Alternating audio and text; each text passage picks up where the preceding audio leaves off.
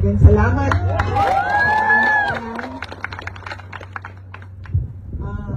Ikaduha, ang pagpasalamat nako isip inyong Vice Presidente sa inyong kadayon na suporta sa amuang opisina sa Office of the Vice President.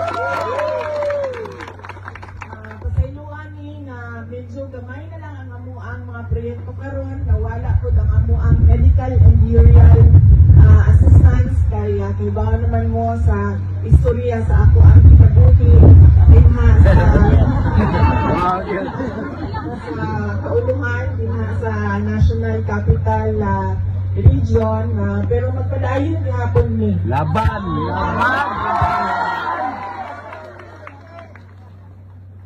Sila nga po ang i-impeach.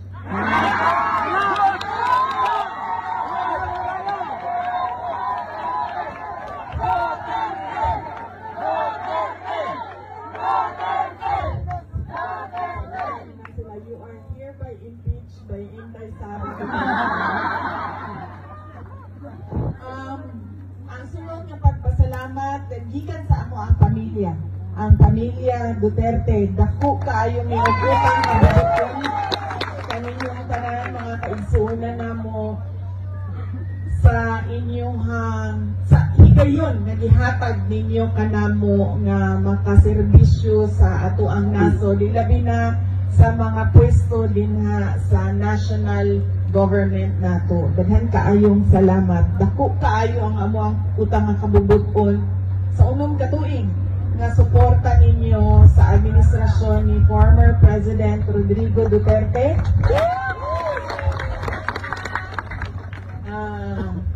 Nangamusta di ay siya sa inyong tanan, nagpadala siya sa iyahang pamutang ina.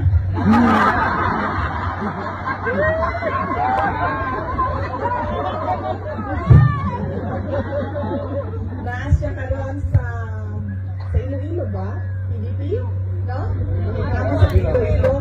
Yes, ang PDP na karon sa Iloilo kay dunay proclamation rally sa mga senador na nagdagan sa ilalong sa partido sa PDP o ang mga guest candidates sa PDP. Di lang na ko may isa-isa pa karon, pero nangyayang ni na magpadala niyo sa sample ballot dinhi sa inyo ha, palihog na lang sundog ninyo ang sample ballot. Di lang sa ako mag-isa-isa sa mga pangalan karon kay basin doon ako'y malimtan niya, mahiubos niya sa ato dinhi sa ato ang tapok-tapok sa Misamis Occidental. Sunod na pagpasalamat mao ang gikan gihapon sa ako kadtong secretary ko sa Department of Education. Kusog kaayo ang inyong suporta kanan sa trabaho sa mga maestra o maestro nato, sa ato ang mga magtutudlo. Daghan kayong salamat sa inyong suporta sa mga eskwelahan, syempre sa pag-eskwela sa ato ang mga anak ug ato ang mga apo.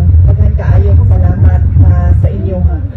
Kay bao naman mo sa istorya, pero ako alang ko sabon mubo lang yun kaayo nga nihawa yun ko sa Department of Education kay dili lang yun ko gusto mo pirma sa budget nga sila ang pagbuot, sila ang sa budget, igo na lang ka pirmahon. Mautong kaingon yun ko sa ilang nga ninanaki maako nga mupirma sa budget nga dito nga tungaan lang sa mga pitila kapolitiko, especially sa sulod sa House of Representatives. Mautong kinahanglan na lang yun nga ingon ko nga duha man ang opisina na may Department of Education, na may Office of the Vice President, tutukan na lang namo ang mga projects sa Office of the Vice President. So magpadayon gihapon ang ato ang trabaho para sa ato ang mga kaigsuunang Pilipino. Ang sunod mao ang inyong mga senators na ginon ko kaganina nga wala pa'y mga pangalan, pero doon na naman siguro mo listahan. Yes. Doon na tayo listahan. Yes, all PDP plus ang mga guest candidates kay doon na may mga kandidato na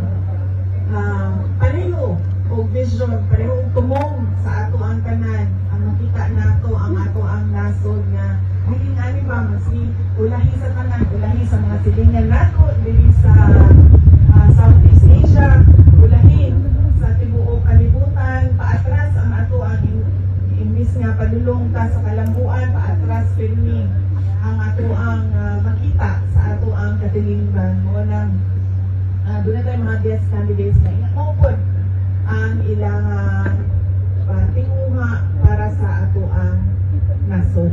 So daghang salamat sa inyong suporta sa ato ang mga senators sa PDP laban o mga guest candidates nato sa PDP laban.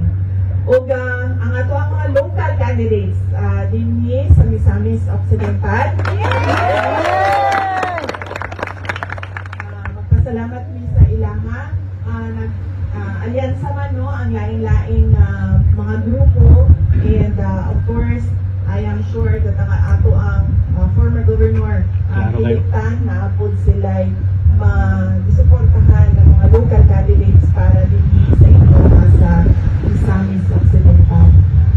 Hinaot ko ang ato ang kitang tanan ba maghugpong mag-alyansa para sa ato ang nasod. Yes. Para sa ato ang kalambuan, dili ka nang magsigita o dinautay sa politika nga wala na yung nakitabo sa ato ang nasod, kundi ang kato na lang perpetuation in power ba? Kanang masige na lang balik-balik sa pwesto pero wala man kay kabakuhan na nakita sa ato ang mga komunidad, sa ato ang mga barangay, sa ato ang mga lugar. Dapat doon na tayo makita na mas nindot pa kung sa ato ang masinapit karon. Kaya naman, kitang tanan, 20 years from now, ang ba sa inyo, mauna sa ako ano, pero mas senior naman mo. Years. Wala kami man senior, mga 30 years. Ang mga mabiling magod, ang ato ang mga anak, ang ato ang mga ako. Kanya dili nato gusto nga ang ato ang ibilin sa ilahan nasod ba nga nagluya nga nasod na speaking of bugas 20 kilo. 20 ang kilo. Nabudol. 20 ang sukli.